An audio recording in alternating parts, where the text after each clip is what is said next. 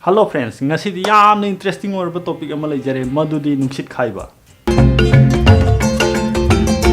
Nungsit khaiba sida matam chadana kharakpasu yawi, adam matam chadana ikaibasu yawi. Asengbadi akhoi loinamak nungsit khai. Kharana makhon thoktabida pura silent khai, aduga khara amadi hauna khai, khara amagi di yamna jathirabada pura atombomgi type ta khaibasu yawi. Sidi nungsit khaibagi prithribi asida changduna question amasung answer khara solve tominasi. Ahan bada madudi akhoi karigi nungsit kharino. Aduga nungsit khaiba asi karino. Akhoina khariba nungsit asi intestinal gas amani. Gas asi kadai digi lakpano. Gas asi gi lakpam asi makhal yami.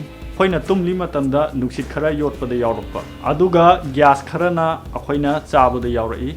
Akhoina chaba matamda chak khata chaba nate gas khara su adum yawrai madudi nitrogen amasung oxygen. Nitrogen ga oxygen ga asi akogi puk manung asida tungchanduna lay. Masigi tungchanduna layriba gas mayam asi puk manung asida khangmu ngamakte. Puk manung da khangmu ngamaktriba gas mayam asi amu thoknaba honarai. Masina maram oiduna puk lomdagi gas khara akogi chin lomda tholai. Thagektuna. Aduga gas khara na makharomda nungsit khaiba haina tholai. Nungsit khaiba asi karigi namthiribano. Ada blame tawgadabadi akhoi di yariba bacteria asida oigani. I bacteria asina bhara su thidana akhoi gi thirin asida makon saduna leire. Makon saduna leiraga su masigi bacteria asidi akhoi da kanaba jiba amani.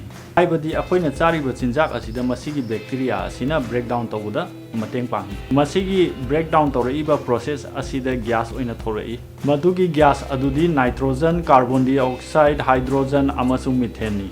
Masigi gas sing asidi manamdi namthidi adubu manam namthihaliba sina kanana no.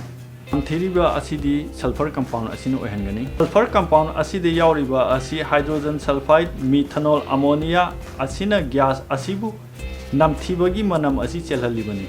Aduga nungsit kharakpa mastam asida khara amana pura silent aduga khara amana hauna aduga khara amadi loire pura atom bomb dongna masi karigino.